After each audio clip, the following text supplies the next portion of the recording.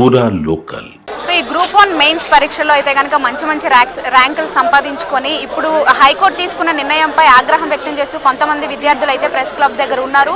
వాళ్ళ డిమాండ్స్ని అయితే ఇక్కడ తెలుపుతున్నారు. అయితే ఇంతకీ వాళ్ళు ఏం డిమాండ్స్తో వచ్చారు, వాళ్ళు ఎన్ని ఇయర్స్ నుంచి కష్టపడుతూ వచ్చారు, ఇప్పుడు ఈ తీసుకునే ఈ నిర్ణయం అనేది వాళ్ళపైన ఎలాంటి ఎఫెక్ట్ చూపిస్తుంది అనేది కూడా మనతో పాటు మాట్లాడడానికి విద్యార్థులు ఉన్నారు. సో నమస్తే, మీ పేరు? అందరికీ నమస్కారం అండి. నా పేరు నాజియా అండి. నా ర్యాంక్ 96 గ్రూప్ 1 మెయిన్స్లో. అండ్ ఫస్ట్ ఆఫ్ ఆల్ మేము ఆగ్రహం వ్యక్తం చేయడానికి రాలేదండి. మా బాధ, మా గోడు చెప్పుకోవడానికి వచ్చాము.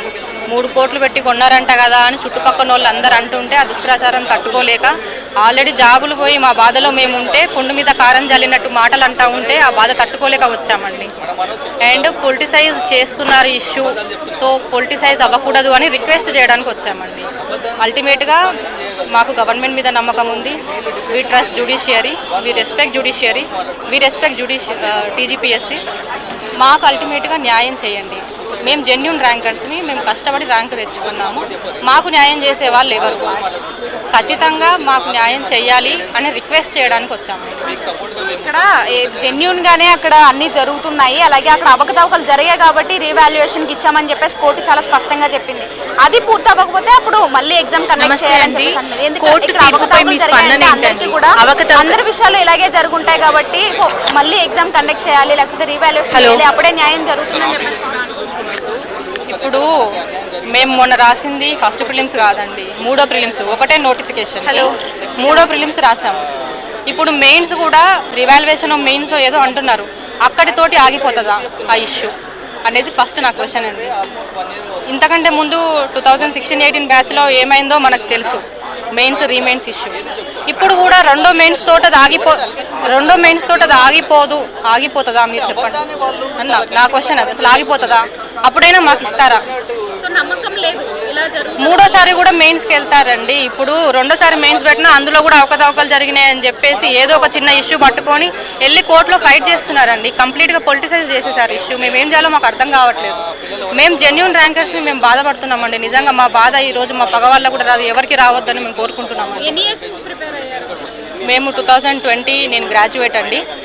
నేను గ్రాడ్యుయేషన్లో ఉన్నప్పటి నుంచి యూపీఎస్సీ ప్రిపేర్ అవ్వడం స్టార్ట్ చేశాను. గ్రూప్ 1కి 4 ఏళ్ళ నుంచి ప్రిపేర్ అవుతున్నాను. 4 ఏళ్ళ నుంచి ప్రిపేర్ అయ్యి ఫస్ట్ టైం క్వాలిఫై అయ్యాము. 2023లో నేను క్వాలిఫై అయ్యానండి. ఫస్ట్ ప్రిలిమ్స్ క్వాలిఫై అయ్యాను. సెకండ్ టైం వాళ్ళు రిజల్ట్ ఇవ్వలేదు. మూడోసారి ప్రిలిమ్స్ క్వాలిఫై అయ్యి మెయిన్స్ రాసి 96 ర్యాంక్ తెచ్చుకున్నామండి. అండ్ నేను నా ఎడ్యుకేషన్ నేను స్టార్ట్ చేసింది తెలుగు మీడియంలోనండి. చిన్న గవర్నమెంట్ స్కూల్లో ఒక కుగ్రామంలో గడ్డంపల్లి అనే ఒక చిన్న పల్లెటూరులో నేను చదువుకోవడం స్టార్ట్ చేశానండి. అక్కడ మా తాతయ్య వాళ్ళు నా ఇనిషియల్ ఎడ్యుకేషన్, ప్రైమరీ ఎడ్యుకేషన్ నేను తెలుగు మీడియంలో చదువుకున్నాను. ఇప్పుడు మాస్టర్స్, ఎంఏ ఇంగ్లీష్ లేదండి, నేను ఇంగ్లీష్లో ఇచ్చాను. నేను ఇంగ్లీష్ గోల్డ్ మెడలిస్ట్ అండి. నేను తెలుగులో స్టార్ట్ చేసిన, నాకు తెలుగులో రాయడం వచ్చు, ఇంగ్లీష్లో రాయడం వచ్చు, బట్ ఇంగ్లీష్కి ఎక్కువ స్కోప్ ఉంది. అండ్ నేను 2000 చెప్తానండి. ఇప్పుడు మా అక్కని తెలుగు మీడియంలో చదివించారండి 10th క్లాస్ వరకు. తర్వాత సాఫ్ట్వేర్కి వెళ్ళి బాగా ఇబ్బంది పడుతుందండి ఇంగ్లీష్ మాట్లాడడానికి.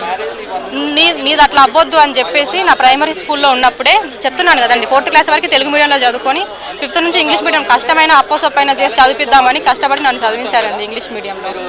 నేను గవర్నమెంట్ కాలేజ్ చదువుకున్నాను. ఇంగ్లీష్ మీడియం కూడా, MA English literature arts college అండి, అది గవర్నమెంట్ కాలేజ్. డిగ్రీ నేను కోటి విమెన్స్ కాలేజ్ అండి, అది కూడా గవర్నమెంట్ కాలేజ్. స్కాలర్షిప్ల మీద చదువుకున్నాము, హాస్టల్లో, గవర్నమెంట్ హాస్టల్లో ఉండి చదువుకున్నాం మేము. సో ఇప్పుడు ప్రిపరేషన్ ఎలా చేశారు? ఇన్స్టిట్యూట్స్లో చేశారా, లేకపోతే సెల్ఫ్ ప్రిపరేషన్ ఇప్పుడు వరకు కూడా చేశారంట?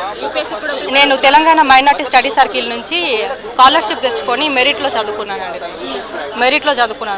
స్కాలర్షిప్ కోసం మా పేరెంట్స్కి పెట్టేంత పైసలు లేకుండేనండి. సో ఇప్పుడు అదే మీరు ఇన్స్టిట్యూట్లో చదివి ప్రిపేర్ అవ్వడానికి అంత పైసలు లేవు, అలాంటిది ఇప్పుడు 3 కోట్లు 6 కోట్లు పెట్టి ఈ యొక్క పోస్టులు అనేవి సంపాదించుకుంటున్నారు అంటున్నారు. దీనిపైన చాలా బాధ అవుతుందండి అట్లా మాట్లాడేటోళ్ళు.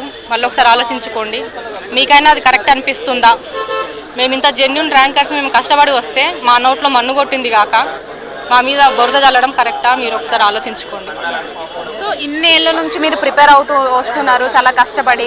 సో ఇప్పుడు వచ్చిన ఈ యొక్క తీర్పు వల్ల మీరు ఎలా స్పందిస్తున్నారు? అంటే ఏం జరగాలని కోరుకుంటున్నారు ఇంకా ఫైనల్గా? అది అల్టిమేట్గా ఏమవుతుందో మాకు తెలియదండి. మేము మీరు వచ్చింది మా బాధ చెప్పుకోవడానికి. మేము కొన్నోళ్ళం కాదు, కష్టపడి తెచ్చుకున్న వాళ్ళం అని ప్రూవ్ చేసుకోవడానికి. కొన్నోళ్ళు ఎవరు వచ్చి ఇట్లా మాట్లాడరండి, వాళ్ళకి ధైర్యం ఉండదు. కావాలంటే మీరు చూసుకోండి, ఎవరైనా కొన్నారేమో. ఇంతమంది ఉన్నాం కదండి, చూడండి.